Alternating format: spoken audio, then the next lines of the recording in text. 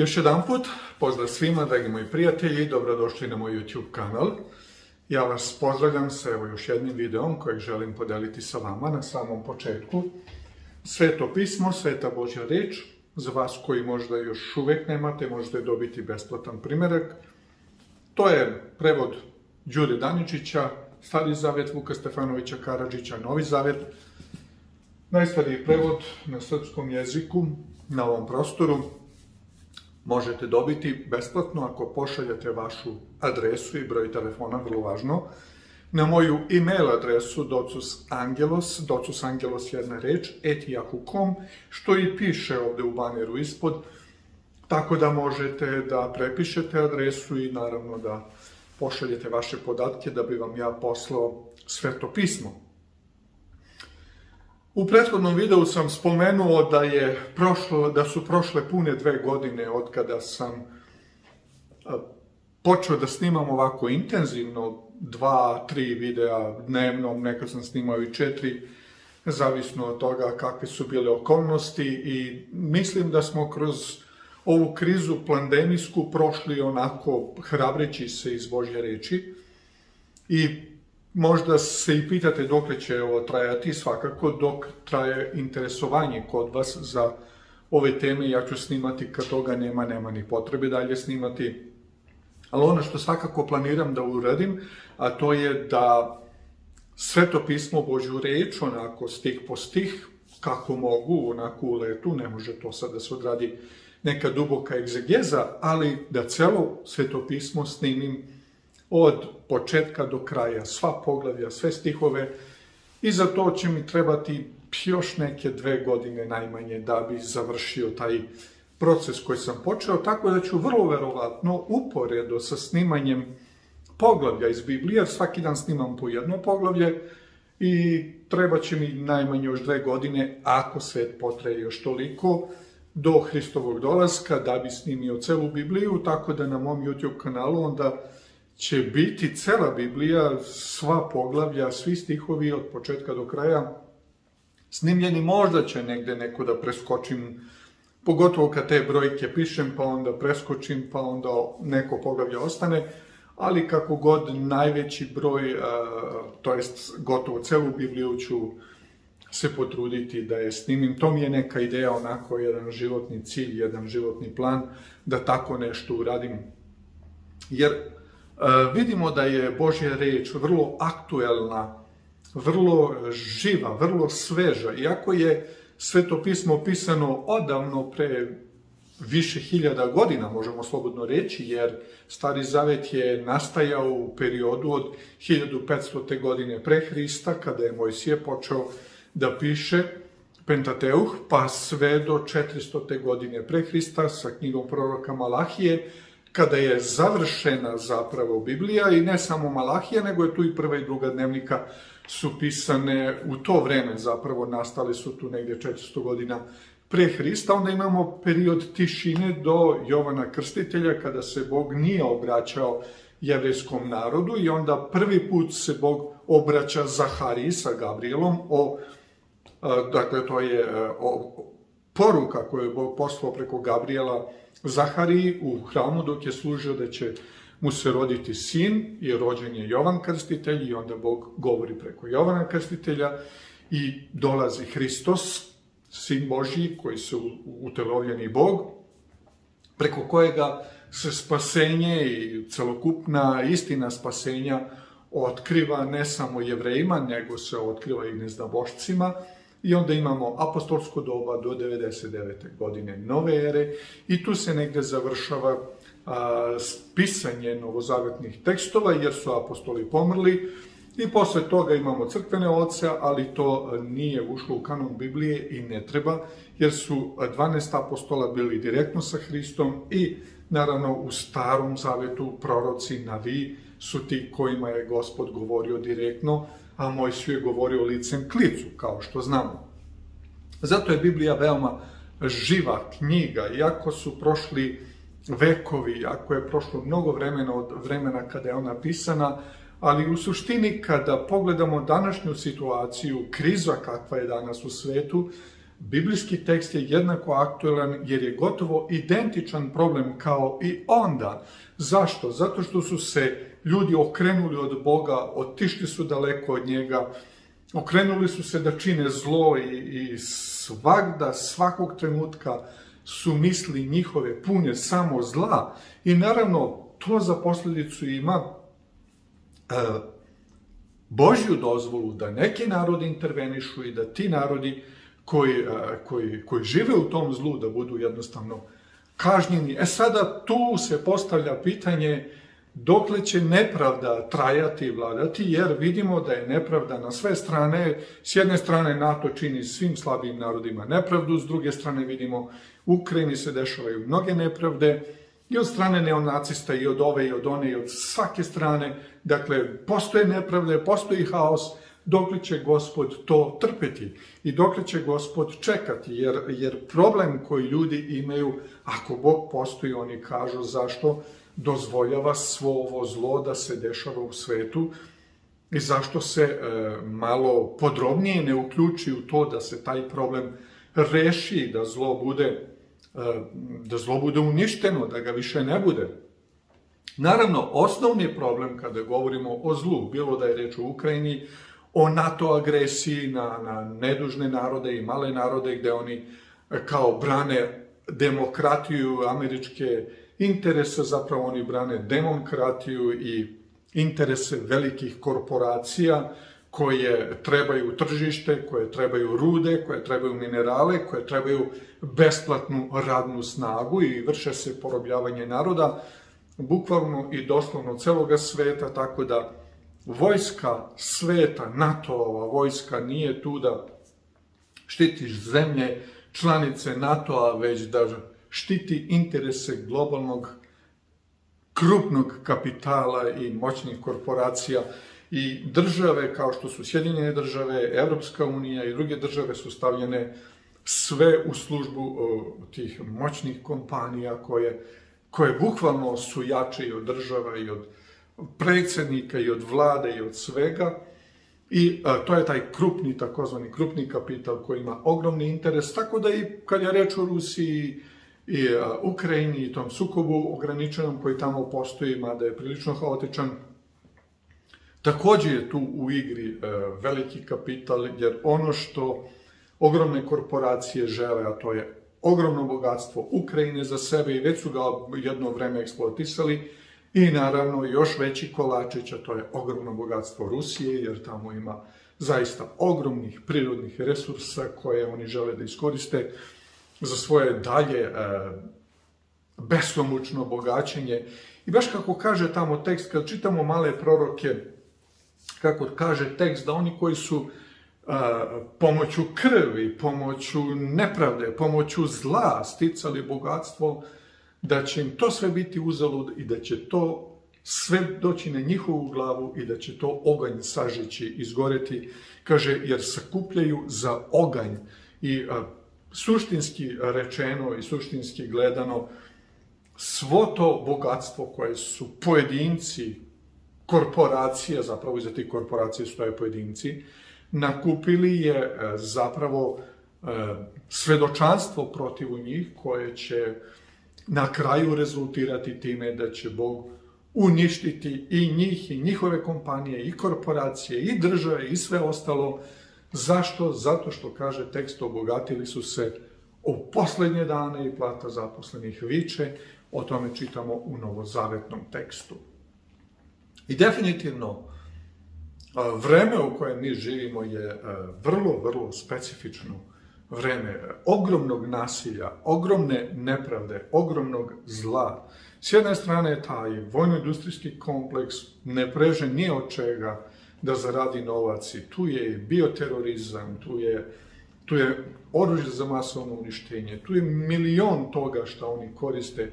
S druge strane, velike korporacije, Microsoft, Google, Intel, ne znam, Boeing, zatim te korporacije koje se bave proizvodnjom semena kao što je Monsanto ili farmaceutska industrija koja je toliko pohlepna da su oni u stanju da rade ogromne eksperimente na stanovništvu samo da bi zgrnuli ogroman novac i njima suštinski, recimo, u farmaceutskoj industriji nije potrebno zdravo stanovništvo, nego bolesno, da bi prodavali svoje lekove, da bi imali tržište, i oni ne rade na tome da ljudi budu zdravi, nego da budu bolesni, da samo kupuju lekove i kese i tone lekova da nose kući. I to je biznis. I zapravo sve ukupno gledana situacija je dovedena do apsurda. Možda je to najbolja reč koja opisuje današnje stanje sveta, stanje na tom političkom području gde političari kao donose neke odluke, ekonomije. Apsurd je u svim područjima uređenja sveta, uređenja država, uređenja ekonomije i svega ostalog. Ogroman je apsurd. Zašto je toliki apsurd prisutan u svetu u kojem živimo? Zato što svetom danas dominira isključivo interes i pohlepa. Ogroman interes i ogromna pohlepa. I ta posljedica greha je sebičnost, samoživost, samoljublje, egoizam. To je nešto što je u društvima, u društvenim uređenjima, u političkim sistemima postalo imperativ. Što je moguće kao hrčak, kao gmaz nagrabiti za sebe, što je moguće više. I uopšte nije važno koliko će ljudi biti izloženo patnji i stradanju zbog svega toga. I naravno, taj motor sebičnosti, to je generator zla, koji što se više zlo čini, on ima veću snagu i vidimo da svet ulazi u taj takozvani začarani krug ili spiralu zla iz koje se gotovo ne može izaći. I zapravo, što se više budemo bližili kraju istorije spasenja, spirala zla će bivati sve gušća i sve brutalnija. I o tome nam govori Sveta Božja reč, da će na kraju biti totalno ljudi, totalno bezosjećajni, bez empatije, bez ljubavi, gdje će samo mržnja, pohlepa, strast, nasilje dominirati. I svaki put kada se desi rat u nekoj zemlji, kao što se sada desio u Ukrajini, onda ono najgore u ljudima koje je, mnogi imamo taj termin uspavano zlo, pa se ono tada probudilo. Nije bilo uspavano, samo je bilo prikriveno i u tim normama mirnodopskog življenja ono nije moglo da ispliva na površinu jer se zato ide u zatvor, ipak postoje kazne i nešto.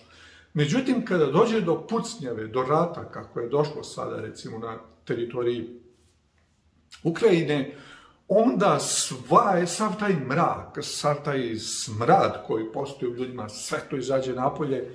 I onda vidimo te neonaciste tamo koji spaljuju žive ljude, koji čine ogromno zlo prema civilima, prema svemu mogućem i nemogućem. I to smo vidjeli u Drugom svjetskom ratu, to smo vidjeli i ovdje u našim balkanskim sukobima 90. godina, u našem nesrećnom razdruživanju. Zlo je u čoveku ogromno i kada krv počne da se proliva, onda tu prestaje razum, prestaje logika, prestaje ljudskost i ljudi postaju zveri. I ono što vidimo u svetu u kojem živimo, a to je da su ljudi postali zveri. I promene su toliko velike i toliko dramatične i očajne su promene za svetsko stanovništvo. Naravno, kroz desetine i desetine videa, u mnogim videima sam stavljao pozadinu svega toga, jer ljudi jesu grešni, udaljeni od Boga, ali imaju tu klicu u sebi Božje prisutnosti, savesti. Ali kako to i šta je to što je dovelo svet do tog apsurda, da gotovo ljudima uopšte više nema savesti, nema kajanja, nema empatije, nema saosećanja, nema ničega. Zbog čega je do toga došlo u ljudskim bićima? Pa jedan od osnovnih razloga zašto je se to desilo sa ljudima, zašto je nestalo dobra u ljudima, je zapravo prvo ne mogu reći odbacivanje Božje reči, jer mnogi ne znaju za Božju reč, ne čitaju je, ali ljudi imaju jedno istančano merilo u sebi, to je merilo savesti. I to merilo savesti u ljudima je zapravo posljedica delovanja Duha Svetoga spolja na njih. On ih osvedočava da je nešto nije dobro, da se ljudi okrenu ka nečemu vrednijem, nečemu plemenitijem, ali što više se ljudski rod odupire tome, tom tananom delovanju Duha Svetoga u osvedočavanju šta je dobro, a šta loše, srce ljudsko biva svakim danom sve tvrđe i tvrđe.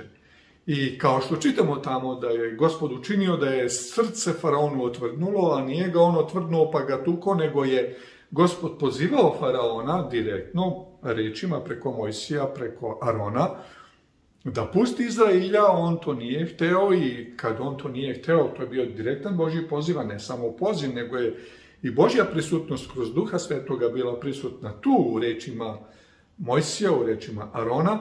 On to nije poslušao i njegovo srce je bivalo sve tvrđe.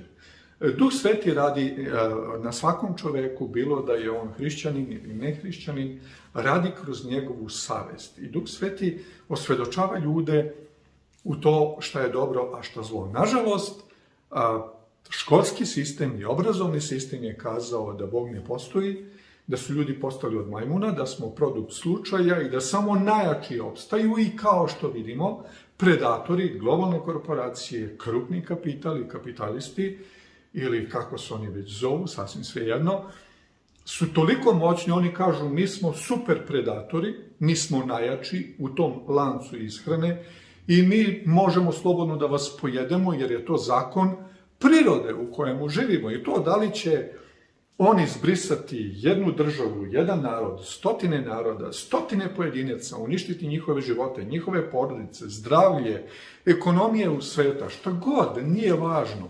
Oni su najjači, oni su najbolji, oni su najpametniji, oni su super predatori i zato svi ostali njima služe kao izvor prihoda, izvor moći i oni žele da vladaju svetom. Naravno, to stanje sveta u kojem se mi danas nalazimo je direktna posljedica evolucionističkog koncepta velikog praska i koncepta slučaja. Ništa nije inteligentan dizajn, ništa nije zamišljeno pa stvoreno, nego je to sve slučajno nastalo i slučajno su se pojavili tamo neki bogatuni koji treba da budu najbogatiji, a svi ostali da crknu, onako, narodski rečeno, u principu to se sve svodi na tu rečenicu. Vi crknite, a mi ćemo biti vlasnici svega, najbogatiji. I to je zapravo konačni cilj. I kada imamo tu agendu iza svih ovih događaja, taj koncept, koji je u suštini koncept koji rukovodi ovim apsurdom u svetu, mi zapravo znamo i to da iza svega toga stoji sam Satana, jer nadahnuće ljudi da čine zlo, nadahnuće da se ponašaju nesuvislo, nadahnuće da su okrenuti ka silama tame, jer interesantno je da svi ti ekstremno bogati ljudi koji posjeduju novac više nego čitave regije geografske zajedno, svi ti ljudi su u direktnoj komunikaciji sa palim anđelima, sa demonskim duhovima i to su, kako obično žele da kažu, to su masoni 32. 33. stepena, iluminati, osobe koje su povezane sa nadprirodnim, zapravo sa demonskim svetom i mnogo mračnog imaju u njihovom životu. Nisu ni oni srećni u tome što sve to imaju, jer su pod direktnim uticajem demonskog sveta, ali oni iz toga više ne mogu proizaći. I onda se ta spirala zla sve više i više širi i uvećava i to zlo jednostavno dominira u svetu.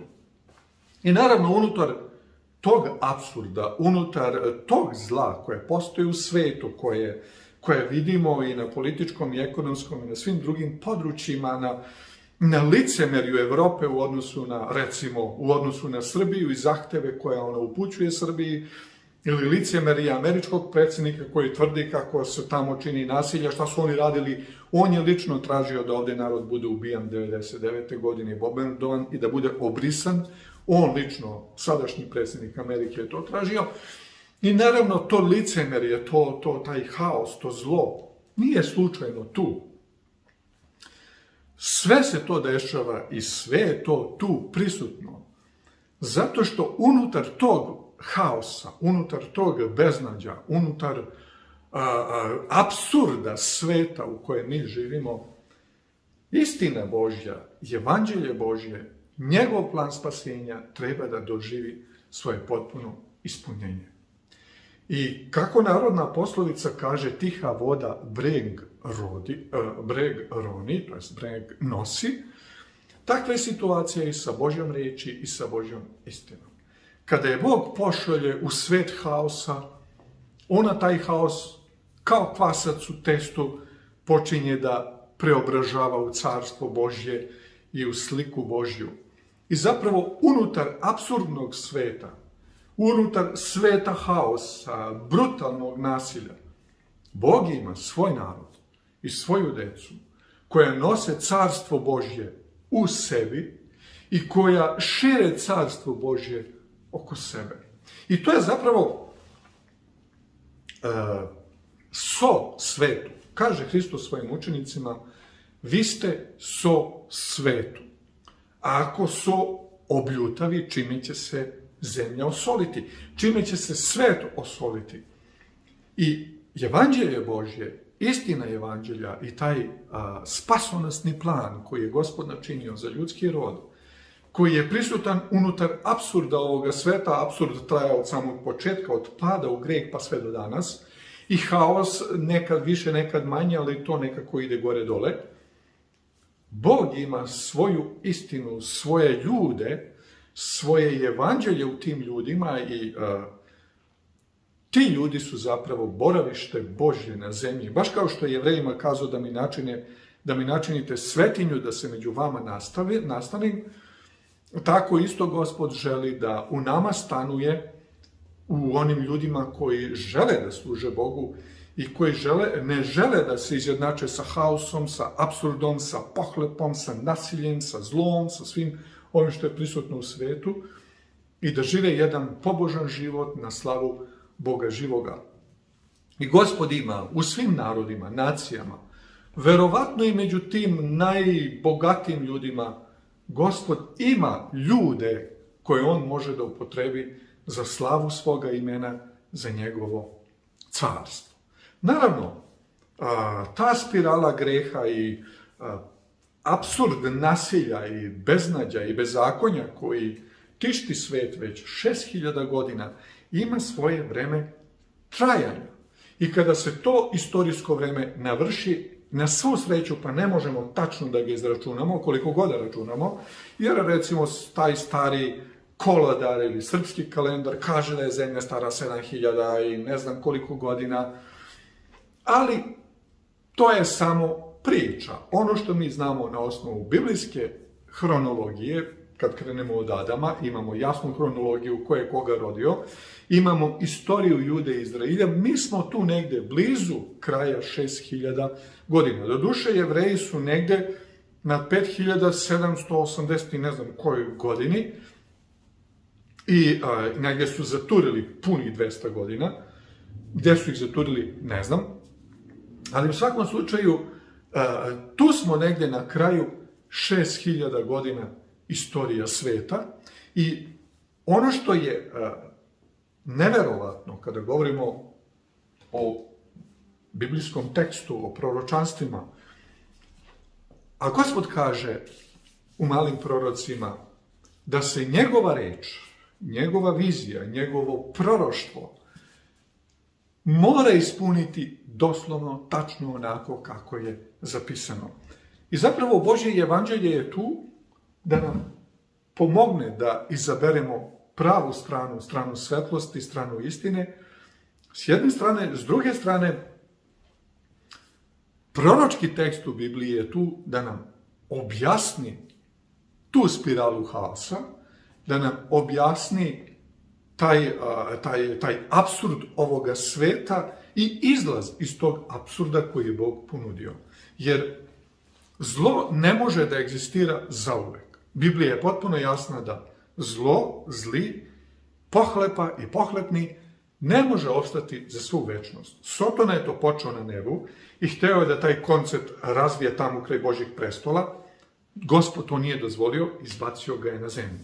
Onda je on svoj taj koncept zla, do savršenstva, ako se tako može kazati, zlo ne može da bude savršeno jer je kontradiktoran termin jedan u odnosu na drugi, ali to zlo se razvilo do krajnjih granica unutar istorije ljudskog roda i pokazalo je zapravo koliko je greh, zlo, razarajuće po sveukupno i poredak stvari, i ljude, i životinje, i biljke, i sudbine pojedinaca i naroda i čitavih država. I to smo vidjeli u ratovima. Prvi svjetski rat, drugi svjetski rat, balkanski ratovi, onda razdruživanje u Evropi, pa bombardovanje, pa onda Irak, pa Iran, pa Libija, pa Sirija, pa evo Ukrajina, pa gdje god se okrenemo, Čečenija ili ne znam već.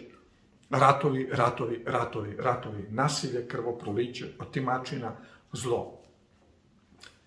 I Gospod je zapravo odredio to jedno istorijsko vreme, da ne govorimo sada o vekovima prošlosti, znači imamo Napoleonove ratove, pa imamo taj 300 godina ratovanje između protestanata i katolika, pa imamo pre toga osvajanje Kolumba Ameriku i čitav genocid nad tim tamo narodom i tako dalje, i tako dalje. Dakle, istorija sveta i zemlja na kojoj mi hodamo je natopljena krvlju nedužnih i nevinih ljudi. I sva ta krv, kao Aveljeva krv, viče iz zemlje i očekuje pravdu i zadovoljenje. I zato imamo u knjizi Otkrivenja u 6. poglavlju, u 5. pečatu, kaže, kada otvori pečat, 6. pečat vide ih duše isečene pod oltarom za reč Božju, za istinu Božju, koji vape pred Bogom, dokle Gospodaru, istiniti i sveti ne kaješ krvi naše. I taj krik pravde, zadovoljenja pravde, se čuje kroz vekove, kroz milenijume. Taj krik je postao toliko moćan i mislim da u ovom vremenu, 21. veka, kada više nema nikakve empatije, kada je zlo ogoljeno i onako sa svim iskeženim zubima ide napred, ta vika je došla, duboko verujem, do samog trona Božjega. I kao što čitamo u knjizi proroka Danila u 7. poglavlju, knjiga Otkrivenja, sada ne ulazim u taj proročki tekst, da će taj mali rog, ta sila doći do trona Božjega, do njegovog prestola, do njegove pravde, da će njegovu pravdu oboriti na zemlju makontam i da će gaziti svete i narod 1260 dana, to je 2300 dana i noći, dok se presuda ne donese u korist svetaca najvišega. I mislim da živimo u vremenu kada će presuda Božja biti konačno donešena u korist svetih slugu Božjih. I Gospod će suditi ovome svetu. Neki kažu kako će suditi ako je on pravedan, ako je milostiv, ako smo prihvatili Hrista, što bi nam Gospod sudio? Gospod će suditi ovome svetu po pravdi i po zakonu, kako kaže Hristos. Kada dođe Sin čoveči, daće svakome po delima njegovim. Što znači da su dela vrlo važna kada govorimo o našem odnosu prema Bogu, prema istini i prema spasenju. O čemu se radi? Radi se o tome da u svetu haosa i apsurda Gospod gleda svoju decu, svoj narod, one koji ga veruju. Da li imaju dela vere u svom srcu ili nemaju? Da li imaju tu ljubav Božju, tu istinu Božju? Da li su predali sebe Bogu i toj istini koju su spoznali, koju su se zavetovali ili nisu?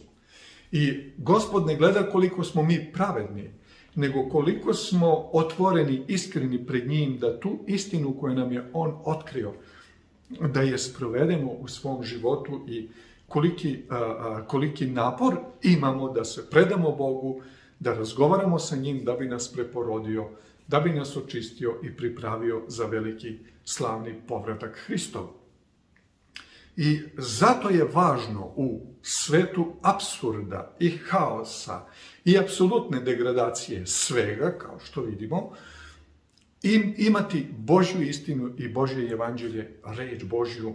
To je so svetu koja čuva ovaj svet da se potpuno ne usmrdi. Inače, da toga nema, Božje istine, ovaj svet bi se usmrdeo i ucrvljao kao meso kada ga bacite negde i onda se ono raspada i truli onako i smrdi na sve strane. To bi bio ovaj svet da nema soli. Međutim, uprkos toj soli, Hristos kaže, vi ste videlo svetu, tako da se svetli vaše, množina vaše, videlo jednina, on Hristos, taj je taj koji treba da se sveti. On je svetli, on je taj zapravo koji je, kako da kažem, ta so koja čuva svet od kvarenja. Naravno, uprkos svemu tome, uprkos svetlosti Hristovoj, uprkos soli evanđelja koja je tu u svetu, da bi se svet sačuvao od greha, ipak će on doći u jedno stanje haosa, apsolutnog kvarenja i greha, jer ljubavi istine ne primiše. K svojima dođe i svoji ga ne primiše i ta rečenica koju je evanđelista Jovan zapisao skoro 100. godine, jer posljednja pisana knjiga jeste Evanđelje po Jovanu, ta rečenica svojima dođe i svojega ne primiše, zapravo će se na kraju moći primeniti i na sveukupni hrišćanski svet i celokupan ljudski rod, da je Gospod došao svojima i nisu ga primili i okrenuli su se zlu i primili su žig, primili su ime, primili su broj zveri i poklonili su se zmiji i poklonili su se zveri, nasilnoj, krvoločnoj zveri i govorili su ko je kao zveri, ko može ratovati s njom i naravno to će dovesti svet do apsolutne propasti i apsolutnog pada i potpunog kvarenja. I kada dođe u to stanje, kada je nešto totalno ukvareno, sve što ti ostaje ili da ga zatrpaš u zemlju, a još bolje je da ga staviš na drva i da ga zapališ i da izgori. I zato Biblija govori da je drugi Hristov dolazak kao vatra koja sažiže. Ono što je sveto i čisto će biti uzeto sa zemlje, a ono što je nesveto, prljavo, odvratno, pogano, ukvareno, usmrdelo, morat će da izgori. Nema mu druge. I to će se desiti na kraju sa ovim svetom. I čini mi se, svidelo se to nama ili ne, to nije više pitanje lične procene, ali svi to vidimo, da je svet zaista došao na te grane apsolutne propasti. I naravno, kad dođe na tu najdonju tačku, a mislim da smo tu negde blizu, onda uvek usledi Božja intervencija, kao što je bio potop, kao što je bio Hristov drugi dolazak, i prvi dolazak, njegovo utelovljenje, i naravno sada sledi drugi dolazak i istorija spasenja će biti u suštini privedena svome kraju. To je toliko važno, to je toliko bitno da to razumemo, da se okrenemo ka Bogu i da mu služimo, jer nema više vremena, blago rečeno, za luftiranje, nema više vremena za kalkulisanje, još koliko ima vremena, pa da još malo da se ludiram i da se glupiram, pa ću tamo malo kasnije da se okrenem ka Bogu. Ne.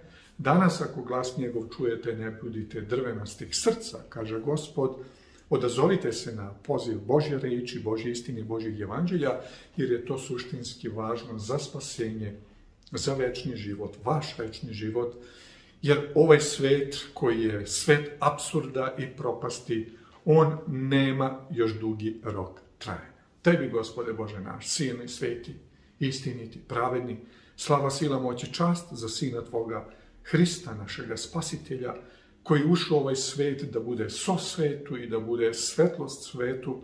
I slava neka ti je što istina Tvoga evanđelja i Tvoje reči u svetu čuva ovaj svet od propasti, ali vidimo da je ljudski rod, civilizacija gledano sveukupno ušla u zonu apsurda, spiralu zla, spiralu nasilja.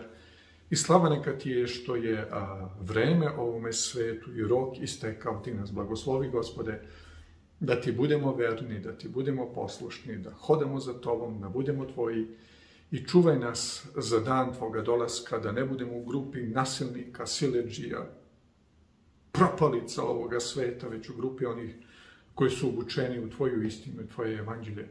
Daj, Gospode, da imamo dela vere u svome srcu, da naš život, naše svedočenje, naše postojanje bude blagodatno i blagosloveno za ljude koji žive oko nas, čuvaj nas i štiti, daj nam mudrosti kako da živimo i kako da se ponašamo u ovome svetu i kako da budemo Tvoj lik i Tvoj odraz Tvoje slave na ovoj zemlji, a Tebi sva slava, sila, moć i čast neka je na ljubavi, milosti i dobroti, u ime ljubljenog Sina Hrista do veka večna i u sve vekove vekova. Amen. Lep pozdrav svima, dragi moji prijatelji.